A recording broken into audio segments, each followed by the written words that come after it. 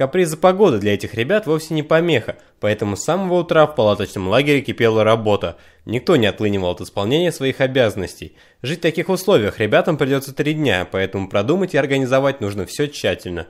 После подготовки, построение команд и торжественное открытие. Наш девиз. Все ребята должны знать, мы решили побеждать. Наш турслет не лишь игра, мы как дружная семья. Командир команды Дунаев Никита. Дорогие ребята, поздравляю вас с открытием туристического слета. Вы знаете, смотрю на ваш замечательный лагерь и, честно говоря, очень завидую вам. Потому что вспоминаю свои школьные и студенческие годы, когда вот так же и ходила с ребятами в поход, и сама школьница участвовала в туристических слетах.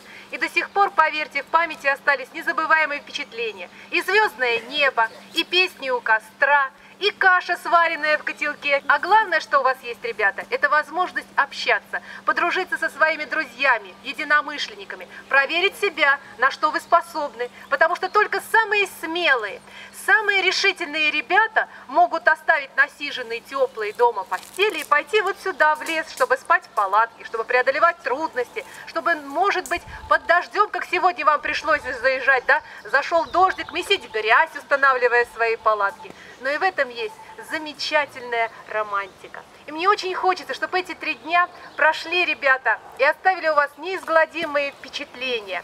И надеюсь, вы будете возвращаться сюда вновь и вновь.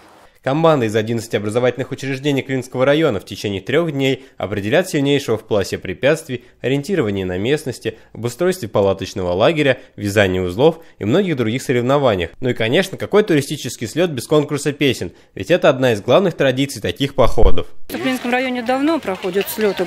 Когда я еще была школьницей, я ездила от 15-й школы, сейчас на гимназии, ездила в качестве ученицы на такой туристический слет летом. С 2000 года слеты областные по Московской области для учителей, для школьников. И в районе стали проводить слеты туристические.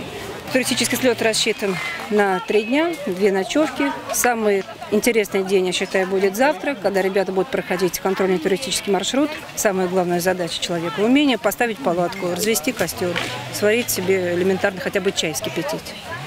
Вот. А также конкурс туристских узлов у нас будет, конкурс краеведения, насколько ребята знают историю Клинского края.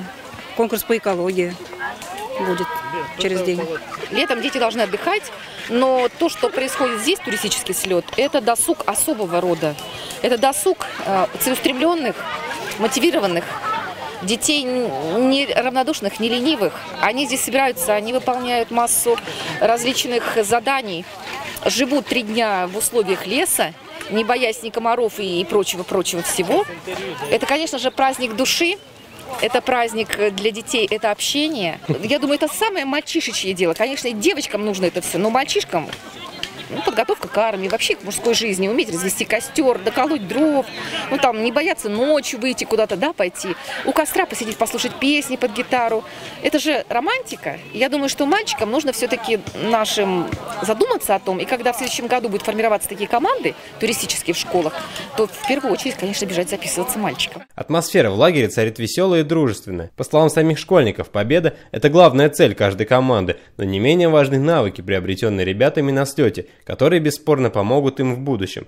Ведь для современного молодого поколения, погрязшего с головой в мире электронных технологий, умение колоть дрова и разводить костер – большая редкость. Во-первых, это личное умение каждого человека и хороший боевой дух. Здесь у нас дружеская атмосфера и на самом деле очень интересно. В школе мы к этому долго готовились. И в этом заключается смысл победы. Наверное, едем сюда ради победы, ради участия.